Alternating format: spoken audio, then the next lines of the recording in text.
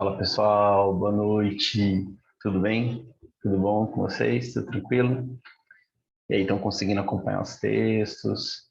Espero que vocês estejam bem, espero que vocês estejam conseguindo dar pelo menos uma olhadinha aí nesses textos todos, dando uma acompanhada nas aulas também. Bom, eu trouxe mais um pouquinho de atualidades para a gente conversar. Antes, eu queria só dar uma destacada para vocês aqui dos textos da semana 4. Na verdade, a aula passada, né, a aula gravada passada que eu fiz para vocês, eu coloquei já esses textos, eu já tinha comentado com vocês sobre eles, mas eu não tinha enviado ainda os textos para o Marrocos, tá? Então, eu coloquei novamente aí, só para a gente poder deixar a questãozinha mais redonda, né? Mais organizada. São os textos 23 a 29, que fala aí sobre a questão dos livros escolares, que retiram menções específicas em relação à violência da mulher. Eu acho que esse é um texto muito bacana, um texto muito interessante, né, que fala dessa proposta atual, né, uma proposta por parte do governo federal de retirar essa violência específica da mulher e citar a violência como um caso geral, tá? Depois tem aí texto 24 sobre o ministro Barroso, né, do Supremo, que autoriza aí o senador, aquele senador que foi flagrado com dinheiro na cueca, a retomar o mandato dele. Depois, denúncias de vacinas fakes, Araraquara que adota aí o único lockdown do país realmente tido como lockdown, né? Depois, a questão no texto 27, Bolsonaro vai zerar impostos federais no diesel e no gás de gasolina, novos decretos sobre armas de fogo e o protesto em Barcelona contra a prisão do rapper que criticou a monarquia. Tá? Então, esses textos são todos textos curtos, são textos assim, apenas para a gente ficar um pouco mais inserido nessa questão atual. A gente já está aí do mês de fevereiro para o mês de março, né? Lembra que todo o texto meu, ele tem no cantinho direito o mês a que se trata, e tem muita mais coisas ainda para vocês verem, tá?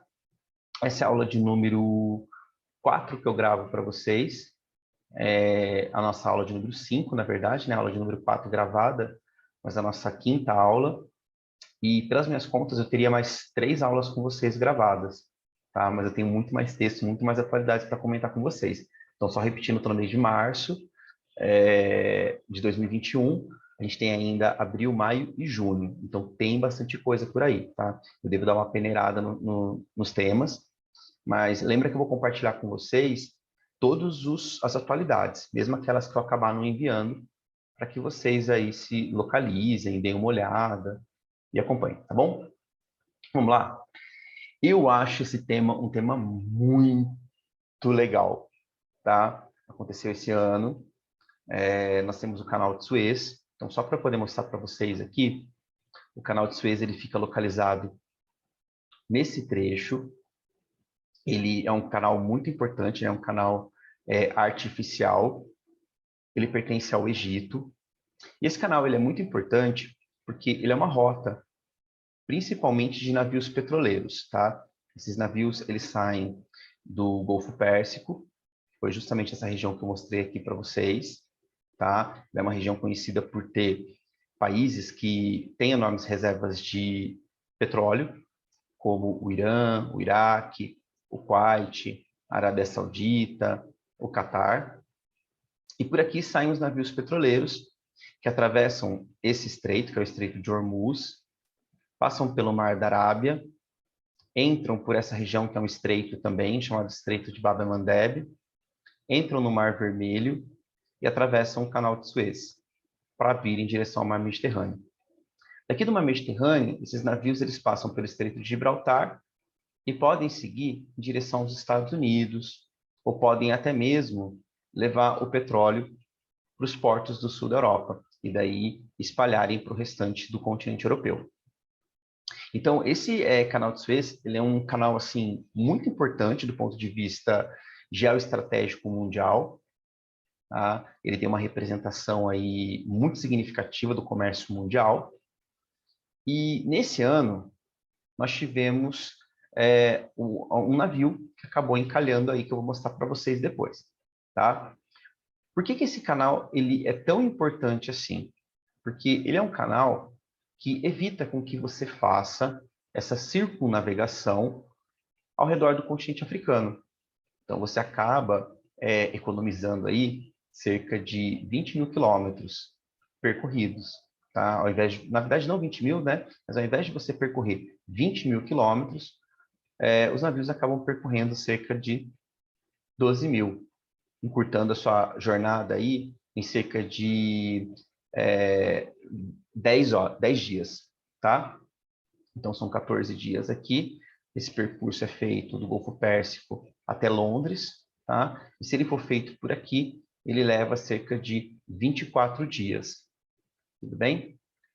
Então, isso é para você poder entender um pouquinho aí do tráfico náutico, né? Nessa região. Então, você percebe o tanto de navios petroleiros saindo dessa região, passando por essa região e atravessando o Canal de Suez, tá? Então, eles demoram muito tempo. O Canal de Suez não é um canal muito grande, não, tá? Ele é apenas um canal necessário aí para que os navios possam passar. E o navio chamado Evergreen, tá? Você pode perceber que esse navio ele tem uma série de containers, né? A gente fala que esses containers, tudo que você tem em cima, você acaba tendo embaixo também. Então, você tem esses containers, né? Os containers que facilitou muito na navegação, o transporte, e ele acabou encalhando de forma diagonal, tá? É muito engraçado porque, assim, as desculpas, né, foram que esse navio, ele sofreu uma rajada de vento. Eu fico pensando que vento foi esse, né? Então, na verdade, eles falaram que foi uma rajada de vento que deixou o navio desse jeito. Mas é claro que o piloto, ele deve estar lascado, porque o cara ganha muito bem para fazer esse tipo de manobra, né? Eles são especializados em estacionar navios, e ele acabou paralisando o comércio mundial durante vários dias, tanto que isso provocou um rombo gigantesco nas seguradoras mundiais, porque todas as seguradoras tiveram que ser acionadas, né? Quem tinha navio por aí. Então, você encontra aqui o Evergreen, tá? Que é esse navio. Você pode observar aqui que você tem uma retroescavadeira, né? Um tratorzão, parece que está tentando ajudar ele. E a questão é, como que esse navio conseguiu sair daí? Por muita sorte, veio a maré alta, tá? Que a gente chama de maré de Cisígia. É um nome muito específico, você não precisa saber não, tá? Só estou contando para vocês aí, a maré de Cisígia. E essa maré de Cisígia, que é a maré alta, possibilitou com que esse navio saísse dessa posição, então o fluxo voltasse a acontecer, tá? Na verdade, ele não volta a acontecer de imediato, ainda vão ficar vários dias paralisados, né? A gente pensa, às vezes, só na carga que tem aqui, né? Como se fosse, por exemplo, uma carga mais de manufaturados ou coisa assim. A gente não pode esquecer que tinha muita carga viva lá. Então, animais que estavam sendo transportados vivos, né? Que são muitas vezes levados para serem abatidos mesmo. Então, o transtorno foi realmente muito grande e muito grave também no âmbito mundial. Tá bom? Então, essa é uma atualidade assim, que eu acho muito interessante, que é a questão do Evergreen. Outra que eu acho muito 10, nós temos esse ano os 30 anos do Mercosul, tá? O Mercosul, ele é um bloco que ele começa a ser visualizado na década de 80. Então, em 1989, eles assinam um protocolo chamado Protocolo de Ouro Preto, que é o pontapé inicial para surgir esse Mercosul. Mas o Mercosul ele só vai ser fundado mesmo através de um tratado chamado Tratado de Assunção, em 1991. Tá? E o Mercosul ele é um bloco que permite a livre circulação de produtos entre os países membros. Nós temos aqui 4 membros que são tratados como membros plenos e fundadores. Tá? Esses membros plenos e fundadores são eles: o Brasil, a Argentina, o Uruguai e o Paraguai. Tá? Na verdade, o bloco nem queria o Paraguai. O bloco queria, na verdade, era o Chile. tá? Mas o Chile ele estava alinhado com os Estados Unidos, ele nem queria estar participando do Mercosul. Então, chamaram o Paraguai aí. Então, nós temos 4 membros, que a gente chama de membros plenos e fundadores. O que os membros plenos, eles têm direito? Eles têm direito ao voto, tá? Então, qualquer mudança que será feita no bloco, quem vota são os membros plenos. Bom, depois nós temos um membro pleno, que entra em 2012, que é a Venezuela, tá? É muito importante que vocês saibam que a Venezuela é um membro pleno do Mercosul, tá? Então ela tem direito a voto, tinha direito a voto, tá? Ela entrou em 2012, só que no momento atual ela está suspendida, isso mostra para suspendida, ela está suspensa, tá? Do bloco, porque uma das cláusulas da Constituição do Mercosul é que o país precisa ser democrático, tá? E a Venezuela, todo mundo sabe, não é um país que vem acompanhando uma ordem democrática já há alguns anos, tá? Então, acho que é uma questão muito séria, né? Existem várias denúncias feitas pela OEA, que é a Organização dos Estados Americanos, né? Que questiona a democracia na Venezuela. Então, o bloco resolveu suspender a Venezuela do Mercosul. Então, Venezuela ela está em processo de suspensão. Pertence ao Mercosul, mas está suspensa, com as suas atividades paralisadas. E daí tem uma questão que é muito interessante, que é a entrada da Bolívia. Tá? A Bolívia ela está em processo de adesão, na verdade a Bolívia está em processo de adesão faz um bom tempo, tá? Como um membro pleno, mas acredita-se que a Bolívia não vai ser aceita como membro pleno tão cedo, pelo menos não durante a gestão do presidente Bolsonaro. Tá? Os outros países já votaram, e a gente sabe que a Bolívia atualmente tem um governo mais ligado à esquerda, assim como a Argentina também, tá? E o Chile também atualmente, além de outros países da América do Sul. Então, por conta disso, por uma questão ideológica, suspeita-se que a Bolívia não será aceita no Mercosul por enquanto. Eu vou deixá-la ali no banho-maria. Tá? Eu deixei para vocês aqui alguns dados, só para vocês terem aí, ó. Deixa eu só... Ó, então, em 1991, né, os presidentes Fernando Collor, do Brasil, né, na Argentina, o Carlos Menem, né, do Uruguai e tal, não tem nada disso. O nome é o Tratado de Assunção, tá? 1991, Tratado de Assunção. Ele tem alguns dados aqui para você verificar. Qual é a situação hoje do bloco? Olha, o bloco hoje ele é muito questionado porque esse bloco ele traz uma tarifa chamada de TEC, né? Ela significa Tarifa Externa Comum.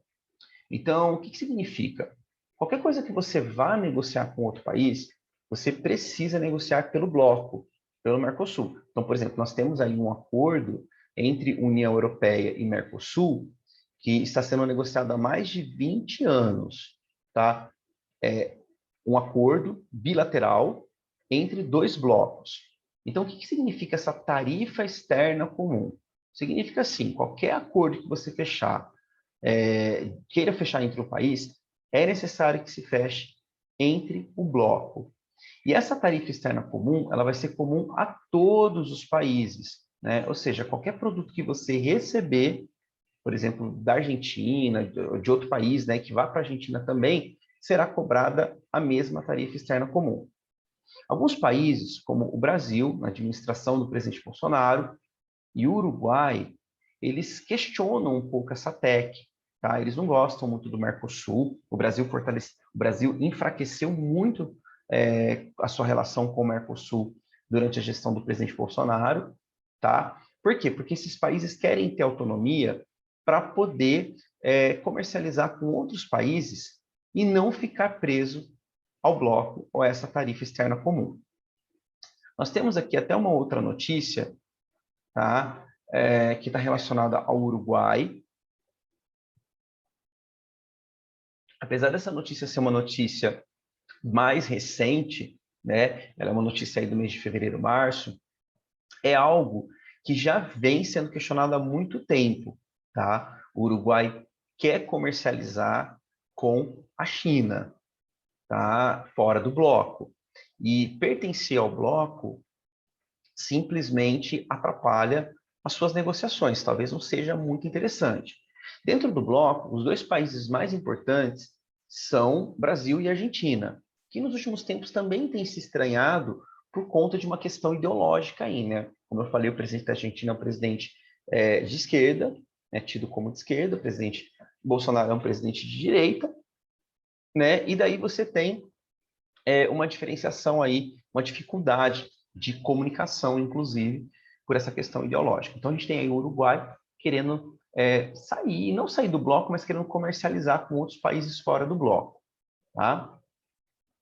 Bom, já que a gente está falando de muita questão relacionada ao estrangeiro, né? Falamos aí do encalhamento do navio Evergreen, falei com vocês dos 30 anos do Mercosul, dessa questão agora do Uruguai. Temos o Ernesto Araújo, tá? Então, o Ernesto Araújo, ele era o ministro das Relações Exteriores, tá? Ele fez um tipo de diplomacia muito estranha, mediante o que a gente conhece por conta do Itamaraty, em termos de relações exteriores. Hoje a gente pode dizer que o Brasil não tem uma boa visibilidade internacional, tá? Principalmente por conta do trabalho do Ernesto Araújo. Bem, então, nosso maior parceiro comercial atualmente é a China. Então, nós vendemos os nossos commodities para a China, vendemos o nosso minério de ferro, vendemos a nossa soja para a China. Temos muitos parceiros econômicos no Oriente Médio, muitos países que são compradores da nossa carne, compradores da nossa comida. Então, gera-se muito emprego no Brasil por conta disso. E o Ernesto Araújo não fez uma ponte muito interessante aí. Tá? Várias vezes o Ernesto Araújo se colocou contrário à China, né? Ele tem uma agenda aí um pouco diferenciada do que o Itamaraty estava acostumado a comprar. E a gente sabe que no ano passado, né, o presidente Bolsonaro, ele se alinhou ao Centrão, tá? Então, uma tentativa aí dele se manter com um apoio político. Ele fez um acordo com o Centrão, inclusive com a liberação de muitas verbas parlamentares, e o Centrão acabou pressionando a saída do Ernesto Araújo. Tá? O Centrão, ele é muito interessante a gente pensar, porque quando a gente fala de Centrão, o pessoal pensa que são partidos de centro, ou seja, nem de direita nem de esquerda. Não, o Centrão ele é muito bem alinhado, tá? Ele está alinhado ali com a direita, também tem um alinhamento mais com a direita, tá? Então ele tem ali partidos como o MDB, como o PSDB, tá? O PSDB, que até então era tido como um partido de esquerda, se você for analisar, o PSDB era tido como um partido de esquerda, e hoje ele é considerado um partido de direita, tá? Então, existe, assim, controvérsias, existem discussões sobre isso, que não é meu mérito, tá? Eu estou entrando bem nessa questão ideológica, porque, e estou tentando entrar com bastante cuidado, porque é uma pauta muito importante, é uma questão política, né? E essas questões políticas, como eu disse para vocês já nas aulas gravadas anteriores, elas costumam ser abordadas na prova do TJ, porque é uma característica da VUNESP, tá? Ela não vai fugir disso, ela não vai se isentar, porque ela tem medo de machucar alguém politicamente, tá? Então, o Centrão, ele pede a cabeça do Ernesto Araújo, e o Ernesto Araújo pede para sair, tá? Temos uma outra questão terrível, terrível, terrível, terrível. Esse é o Felipe Martins, tá? Ele foi muito bobo, mas assim, tem toda uma história por trás. O Felipe Martins, ele já se posicionou várias vezes nas redes sociais, com pautas associadas ao neonazismo, tá? Então, ele disse que ele estava arrumando o paletó dele, fazendo esse símbolo, tá? Aí na frente quem você está vendo é o Rodrigo Pacheco, que é o presidente do Senado, tá? E o Felipe Martins, que é o assessor do Planalto, ele estava nessa transmissão e ele resolve fazer esse gesto, tá? Então, ele disse que ele estava arrumando o paletó dele, mas esse gesto, na verdade, ele é um gesto neonazista, tá? Então, ele significa aí o poder branco, o white power, e eu acho que o Felipe Martins, na verdade, ele até poderia estar arrumando o paletó dele, mas, na verdade, a gente sabe que tem uma história por trás, por isso que a Polícia Legislativa vai apurar, né, essa situação, porque ele tem um histórico já vinculado a esse tipo de atitude, tá bom? Bom, mais uma questão aí, pressão do Centrão novamente, tá? Então, você está vendo aí, né, Jornal Nacional, tem BBC, tem G1, tá? É que eu recortei as matérias, mas o Pazuello, o general Pazuello, que era o ministro da Saúde, também, tá? Vão pedir a cabeça do Pazuello para ele sair, né? O Pazuello, que é um general estrategista, né? Ele é especialista em logística e o Pazuello vai ter umas sérias complicações ainda na vida dele no decorrer, né? Em decorrência da crise de Manaus, tá? Essa crise de Manaus ainda, ela, apesar dela já ter melhorado a situação lá depois da vacinação, muita coisa ainda vai acontecer por lá, tá? E com a saída do Pazuello, entra o Marcelo Queiroga, tá? Marcelo Queiroga, que é um cardiologista, é o novo ministro da Saúde, né? E o Marcelo Queiroga, inclusive esse final de semana, ele está com Covid, né? Ele está em isolamento em Nova York. Ele foi para a Assembleia da ONU, acabou contraindo Covid lá no meio do caminho em Nova York, e ele está em isolamento em um hotel.